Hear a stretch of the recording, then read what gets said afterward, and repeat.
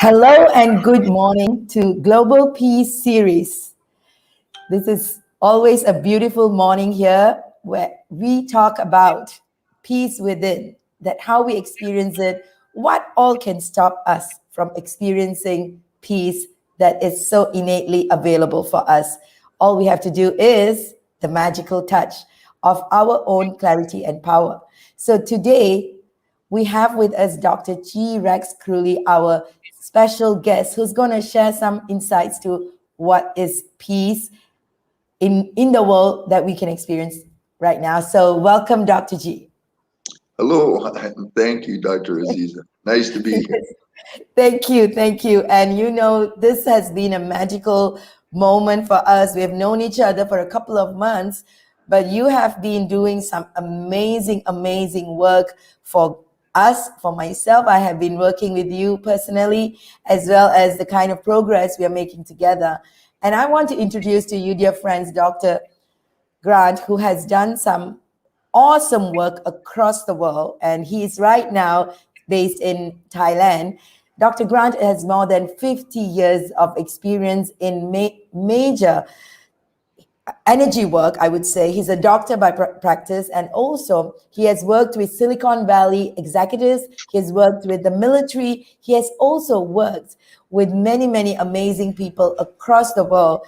And that is what excites us really in bringing him to share with you this message of peace that you always hear everybody speak, right? So, Dr. G, tell us, what is your definition of peace? That's a very good, deep question. Nobody's ever asked me that question before. Well, peace for me means stillness. When there's stillness, there's no loss of energy. When there's no loss of energy, what is left there is joy. Wow. Now, happiness is conditional. You know, something can make you happy for a while. It depends. That's like a relative. But when I say joy, joy is not relative. So we have three conditions that is our actual reality: existence, consciousness, and bliss. And bliss, that's what you are. So when you leave this body, that's what we are. Before we have this body, that's what we are when out of the body. The Can problem you with say the us three things here. again? It's very powerful. What's that, honey? What's the three things you said? Condition. Existence, consciousness, and bliss. So existence just is, and that's where peace is. If you That is the absolute stillness. So in terms of unified physics, we talk unified physics. If you're looking at the vacuum at the Planckian level, although the Planckian level, everything is oscillating, it's so fine, so tiny that it looks like absolute stillness. And when the senses, when you see an awakened person, the senses operate separately because the brain slows down, and that's when you experience what real peace is. So when you hear, you only hear. I have direct experience of this, so I know what it is. You only hear, or you only see. You never see and hear at the same time. That's an illusion because the brain is moving so fast. It all looks together, but it isn't together. So peace is a level of consciousness where you can experience stillness. When you're experiencing that stillness, you're in a state of oneness, and because it's a state of oneness, that will be peace. Irregardless, that level that I'm talking about, I don't live there, folks, but I've experienced it. Only people that actually live there, what I'm describing is like we call in India a mukti, someone who's enlightened, like Eckhart Tolle. Eckhart Tolle is a living example of what I'm describing. So Eckhart Tolle is living in a state of being, not doing. Yes. We live in doing. That's why peace can be very elusive. 1 minute it looks like it's there, something happens, and it takes us all over the place. The stress comes in. That has to do with your subconscious mind, and that's my specialty, subconscious mind. Oh my If God. you're subconscious minded, you work on your subconscious. Like now, at my age now, with all the work I've done on my subconscious, I live in a very, for the most part, 90%, 95% of my day, I feel peace. But used to be, I did not live like that. I had to clear out a lot of programming in the subconscious that causes stress. Once that's gone, it's gone. And then those things that upset you or take you off your game, they go away. They just go away. You know, I have never ever heard someone share about peace the way that you have done today. I mean, like you really, literally brought us through the experience of experiencing peace. And that's Okay. so powerful. I'm like, I just love that. Thank you so much, Dr. G. And so I want to, we play this game, and it's called the Miracle Game, and we play it every week. Yeah, that's what Dr. Serge is saying. It's profound, very, very profound. That's right. So thank you, Dr. Serge. So what we are doing is every week we play the Miracle Game, and the guest will choose a number, and we will display the number. Today, my computer's acting out on me, but we're not stopping the Miracle Game. We're still playing it. For all of you who didn't know, the Miracle Game is a game that was put together as a gamified ebook. It's not a tarot card reading. It's not anything like fortune telling. It's purely a book that supports people to go into their understanding of seeing answers around us. We always have answers told to us from different parts of the world, different things, people, signs, whatever. So we have purposely created this book, and it was a collation of many of my aha moments that was channeled through me. It was put into a book, and it has got numbers on it. And I've sent you, Dr. G, a copy of it as well, so you have an idea about this. This book was launched in the Singapore National Library in 2013. So we are going to use the book today to choose a number, and that will be the number. Normally, we will choose it to find out what is the problem we have. But today, we will use it with our guests to see what is the topic we're going to be discussing on, or rather have the guest share the wisdom with. So, Dr. G, tell us, what is your number? It's really funny that this is happening, because I was thinking just the other day, every time I drive home from my girlfriend's house, there's a great big sign, gigantic sign, and normally I never notice numbers, although Right. numbers are, it's a digital universe, so they're important. The number is 911, but not 9/11, 911. And I was thinking to myself just the other day, I should look that thing up and see what numerology says about it. Wow. I do not know. I do take counsel from a master numerologist. So a man I would recommend to anybody. His name is Joshua Siegel. Joshua Siegel. He's a master numerologist in California. Wow. And I'm actually taking counsel from him this March. He's a genius. Right. So what is the number? We have a number between 1 to 100. So what number would we choose? Oh, just 1 to 100. Yes. Well, I didn't have so many codes. I only had 100. As soon as I just blanked out and to check my mind, I came up with 77. Right. Nice. I love that one. Okay. Number 77. I'm going to read to you and read to everybody. So this is our message we're going to discuss today. And it becomes a question. I normally don't have a question. Everybody knows. But this one has a question. What do we really know about compassion? Reflect on this Compassion, as I wrote here, starts within being gentle, giving, truly loving the divine being within. We can then authentically and truly be gentle, giving, and truly loving with all creations of the Creator without. Have a life filled with divine compassion within and without. So primarily it's what we do inside that comes outside. So what do we really know about compassion? Dr. G, tell us about it. Well, what I understand about compassion at this point in my life goes like this. So, just as Nassim Haramein, the greatest physicist, in my opinion, in the world, he has wrote all of the mathematics for unified physics, and it's peer reviewed, and it shows that everything is literally one. It's a hollow fractal universe, okay? And everything is interconnected. That's how I do my work. I don't care if you're on Pluto. I just tie into your field and heal whatever it is you need, because there's no separation between me and you. So there's no separation from anything.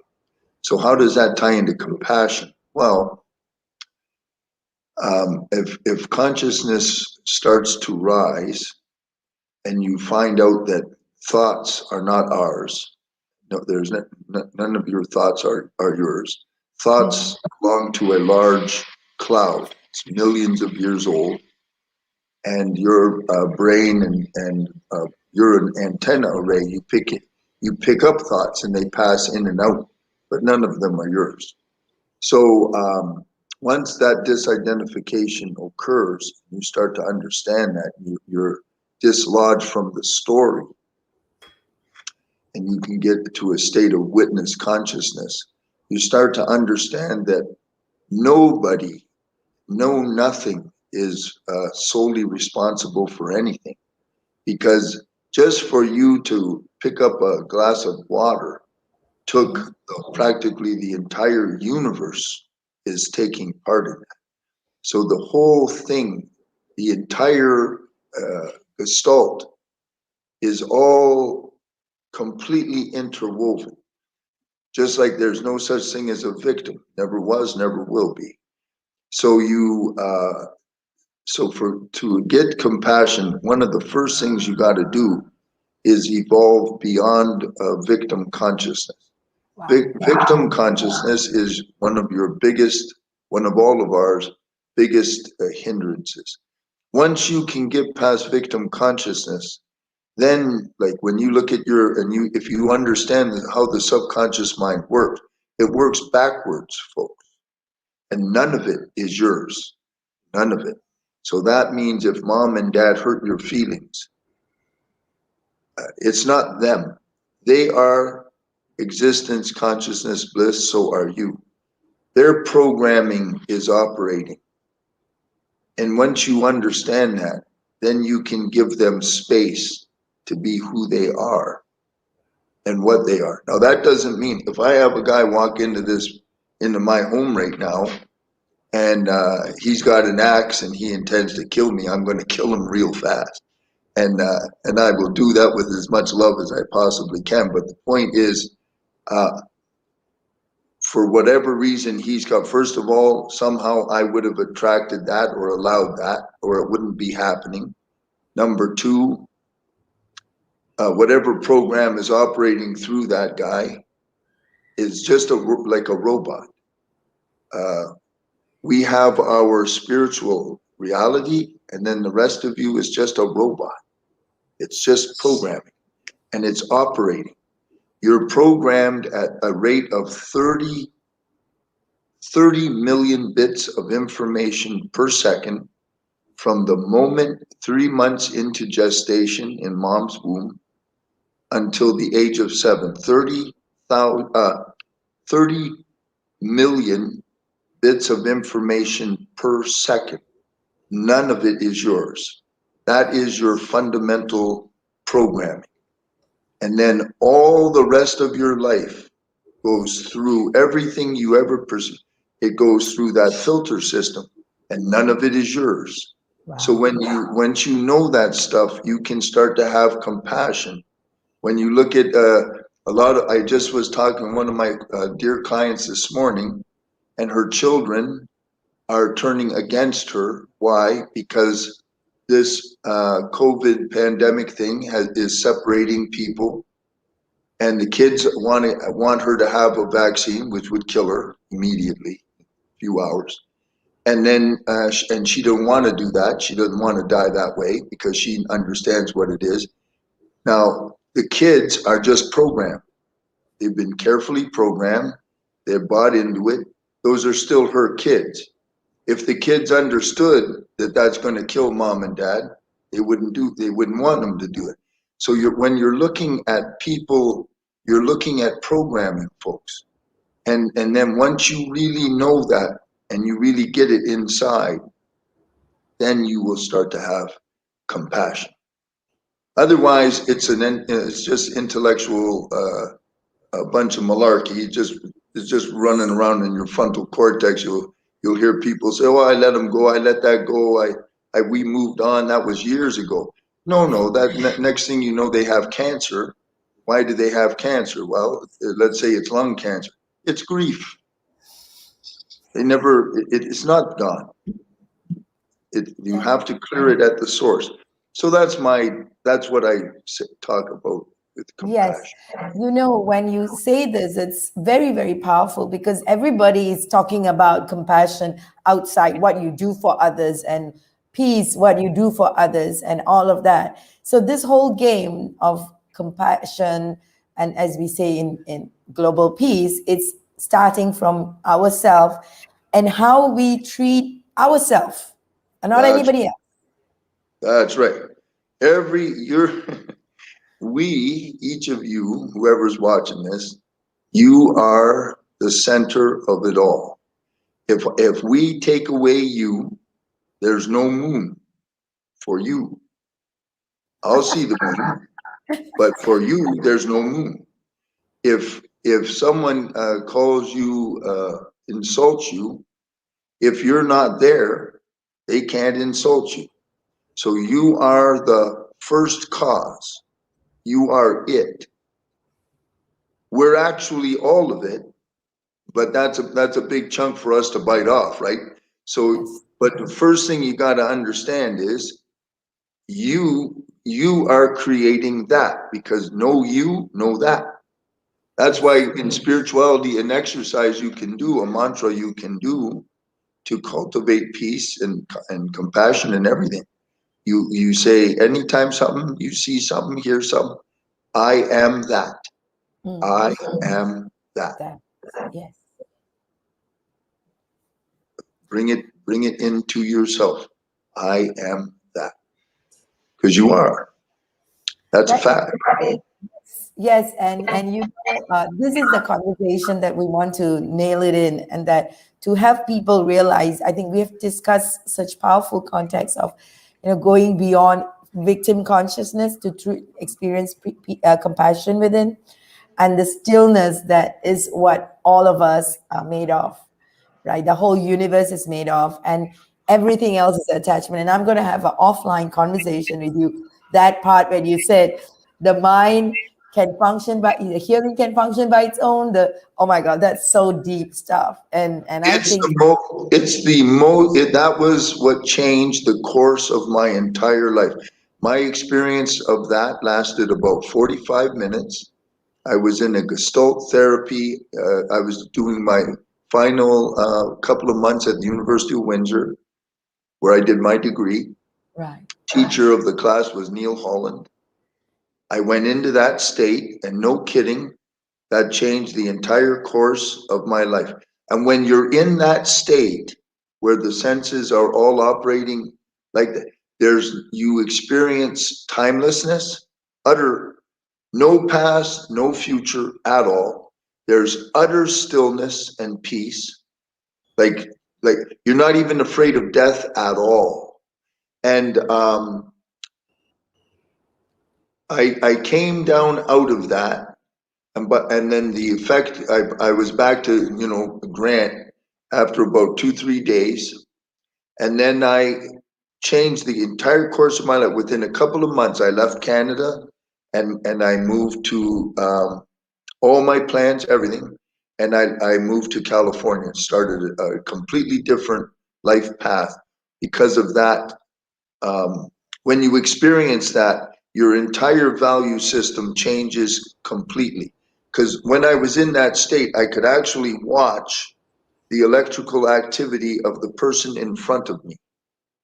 And when I was watching that, what they were identifying as important was merely a little electrical spark between synapses. And they thought that was them. That's how we live. But it's not true at all. Yeah. Your existence, your consciousness, and your bliss. So at night, when you look at the moon or the stars or the sun, you're looking at yourself. That's us. It's Wow. unbelievable. It's so wonderful. I think this is I've the been time trying we to have. get back to that state. Mhm. That was when I was 31 years old. I'm 64 now. So I've been working on that all these years. Yes, we love about you. You are so humble about what you are saying, and you have done such amazing work, and you still say you're working on it. Folks, we have a long way to go. All of you who are less than 64 years old, if not, we still have a long way to go when in learning and growing ourselves, because at every moment of our life we are having all these wonderful experiences of mentors like yourself who is still humble to say that you have a long way to go. I'm like, okay. Well, a lot of that depends on your program and your karma. The fastest way, my opinion, that's why I developed depth healing. Fastest way to go into these states is do what I did, okay? Because it transformed my whole life. We always work to get subconscious material that's causing you trouble or blocking you, or get it out of there and take Diksha. Try to find a Diksha blesser or myself. Take as much Diksha. Diksha is specifically only for awakening you. And you will progress according to your program and your karma and what's written for you. But the Diksha is a blessing from the divine. The person that will give you Diksha is merely a channel, but it's the divine itself. Was brought to the general populace of the world, for the world, in, I think, 1987. But that is the fastest way, and then you will experience very rapid growth. Many people, they become fully awakened. There in India right now, there are where the culture is very conducive because they have a history for this kind of thing. There are thousands and thousands of awakened people. Yeah. Like Eckhart Tolle, there are thousands of them. Yes, and we know that these numbers are growing and people are becoming more and more in their heart. Yet, there is a gap, and that's where the gap is becoming closer, I would say, like what you're saying. Fantastic. Dr. G, as we round off today's session, tell us what is guidelines or something you can give us a tip that our audience can experience peace in their life, or to get closer to experiencing peace.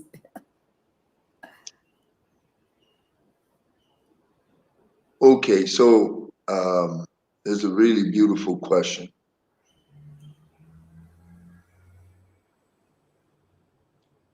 I was trying to explain this to one of my clients in Dubai. Absolutely angelic woman who was, when the COVID thing hit, they become like under house arrest, and she was just, it was really upsetting that she didn't know what to do, how to.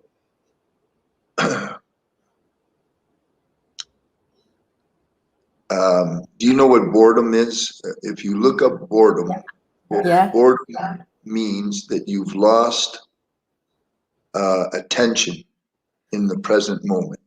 Okay. Now, like Eckhart Tolle, all he wants to always talk about is power now, and which is, of course, the great thing. The problem with just talking about it is you can't impart it. You can talk about it till hell freezes over, but he cannot impart the state to the people. So they're trying to learn, and they're always trying to learn in the frontal cortex. The frontal cortex is nothing. It only operates 1 to 5% of your day, 1 to 5% maximum. This is neurology now that we're talking. Wow. Subconscious is operating all the time. Okay, so as much as you can, the more you can light this baby up, the more you can experience, actually be aware. So to get peace, you need to be aware. And one of the things you can do, one of the ways I do it, it's just like when you think of a monastery, folks. When people go to a monastery or a retreat, what are they doing? They are removing sensory information. Okay, so one of the most important thing you can do is your morning. And in the morning, you establish your state, your power, yourself. So what I recommend you do is, number one, you wake up, give yourself some kind of a nice ceremony. Like if you're like me, I make my gourmet coffee, and then I sit outside. Never turn on a phone, never ever look at a computer, nothing, because it will immediately draw you out of the present and into an agenda. The moment you do that, you just lost everything, because what is an agenda? It's a to-do list. When it's a to-do list, you're in the future. So you're always moving. That's why I wrote my book for Silicon Valley execs. It's called Want More. It's actually a treatise on Zen, using the body, okay? Because they live in a to-do, to-do, to-do, to-do. So they never be. They never experience peace ever at all. They have no clue. So what I do is I go outside, and I always have my bare feet on the ground. Why? Because Mother Earth, the Schumann resonance of Mother Earth, is filling me with electrons. And the electrons, your blood flow throughout your body flows with ease. And the electron, if there's any inflammation or pain in your body, it goes away, and it energizes you, right? And I just listen. Look at this. Always look up. Don't look down.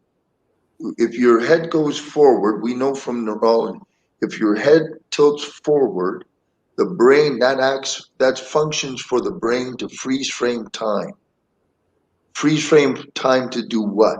To focus on a problem.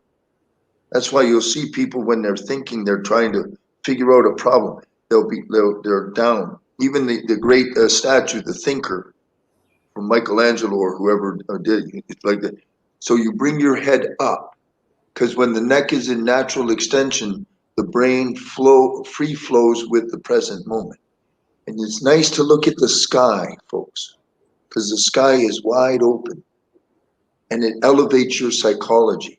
So you tie into sounds, feel your body, taste the coffee. You know me, I'm a type A personality, and I take so much time to brew my coffee, and my coffee is a masterpiece. And then I drink it like, and it's gone, right? I never even tasted it. I'll take a second, think, oh, I made a good one.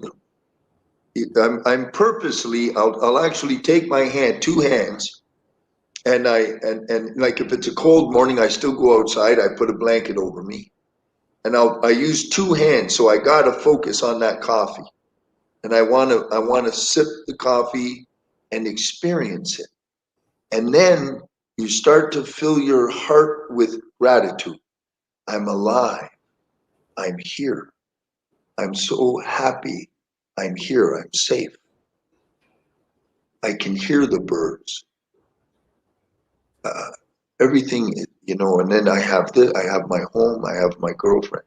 And then as you do that, your heart starts to charge. What is it charging with? Frequency of love. What does that do? That starts to unite the brain and the cranium with your heart rate variability rhythm. When that starts to occur, the sympathetic, parasympathetic nervous system start to entrain. When that happens, cortisol starts to drop. It'll drop as far as 45%. DHEA, that makes you brand new, it goes up as high as 45%. And your immune system jacks way, way, way up, as high as 294%. Now, who was it that discovered all of that? A brilliant doctor named Sarah Childrey about 30 years ago. She developed a system that's now the world's most famous meditation system. It's called Heart Math. If you go to the Heart Math Institute, you can read all the research. Director is Roland McCready. It's all free. It'll keep you busy for 20, 30 years. But all of that is just from feeling love and gratitude. And the key is, folks, sit still, stop fidgeting, remove any kind of busy technology, anything like that. And just sit there and experience being alive. One day we'll be in bed or somewhere and life will be leaving us. And we're going to go. It's going to leave you. That's why Eckhart Tolle likes to say, close your eyes and feel the energy in your hand. Your hand is alive. You are, you, the actual you, is life. And this is an avatar that houses and animates our life. If you start feeling that, I assure you, you will be a happy person. You'll start to feel more peace. It's the greatest gift you'll ever give yourself. All your cells will be happy, and it's a different world. Thank you, Dr. G. Heartmath.org, is that the one? That's right. Okay. Nobody, every scientist on the planet has their eyes on that. They developed the Global Coherence Network. They now have technology through HeartMath that listens to the voices of trees and plants. And the network, did you know that when you look at the grass or all the plants, they all talk? And they actually they have instrumentation now that listens to the music of plants, and it'll amplify it up. And when you walk into your house to water your plants, they start singing because they're so happy to see you. It's all alive. All of the root system, it's all information. They're all talking to each other. All of this came from the first discovery of the heart. See, the heart has a brain. It consists of 40,000 neurons. It's a neurologic brain. It's the main brain, not this guy. This guy only has one channel to the heart. The heart has 4 channels up. This is the boy. And then you have another big brain in your gut. Thank you. Anyway, I'm going all over the place. Well, it's amazing because we know you're an encyclopedia, and that's why we are so grateful that you're part of our work in Go Global Business School in partnership with us. You are also having your weekly shows that people can grasp all of this juices and all this amazing stuff. You know, when you're sharing, the heart just expands. Dear friends, please share this video with your friends, because a lot of people are needing all these, you know, technical knowledge that will make a lot of sense. The scientific information that makes a lot of sense to many people who are left brain. So it allows them to open their heart. I mean, like, where can you increase your immune system and charge your heart, right? With all these information, small things that makes all the difference. So Dr. G is doing a weekly show. Don't forget to, Dr. Aziza, let them know. Remember, folks, that this is one of the work I'm going to be doing with Dr. Aziza. Wherever you are, and I can do this for thousands of people at one time, Yes. I can clear, that's what I do. I can clear your fear out. I can clear your blocks out. That's right. I don't care what it is because I work with the field, not with things. Mhm. The things respond because when you change the field. The meditation I just told you when you go outside, that changes your field. Yeah. So if you need me, just get a hold of Dr. Aziza. That's why I'm here. No, not only that, they can join us in our Telegram group that they can participate and interact and keep hearing all these informations. It is in the link in the page itself. You can go in there and go to, because the show is called Your Finest Life Now show that Dr. G does every week on Saturdays with our trainерpreneurs. So this is where you can watch him and then join us in the Telegram group that will also Ask give you questions. ask your questions and I love interact. questions, folks. Yeah. And also, I want to if you're watching this, you'll realize why Go Global Business School is so passionate and so grateful that Dr. G and many people like him are going to be, part of this journey, because Dr. G is specialized in working with business owners. And he's possibly the one of its kind that I've known in my life, in being able to work with business leaders. And that's what we are about, to create global peace through global business, right? So it all makes sense to you. Global peace, global business, and Dr. G shows up. So it all makes And sense. wealth creation, eh? And Yes. by wealth creation, that means all win-win. It's That's all, it's not some kind of, the way we got to do stuff now, folks, to sustain the world. It can't be just money for the acquisition of money at the cost of Mother Earth or other people are victimized. So wealth creation, that's why I love Dr. Aziza. That's why I joined, because that's her vision. That's a very different economy from something like, say, Monsanto. Yeah. They'll kill everything and anything, including you and me, as long as they make money, right? Right. So we're the exact opposite, Yes. and I can help you do that. Yes, and we're so looking forward to. Thank you so much, Dr. G. We definitely will have more conversations in future, of course. And thank you everybody for tuning in. And remember to join the Telegram group that we can continue this conversation with Dr. G and follow his work. Thank you, and have a blessed week ahead. Peace, greetings, and see you next week. Thank you, Dr. G. Thank you so much. Thank you so much, Dr. Aziza. Bye-bye.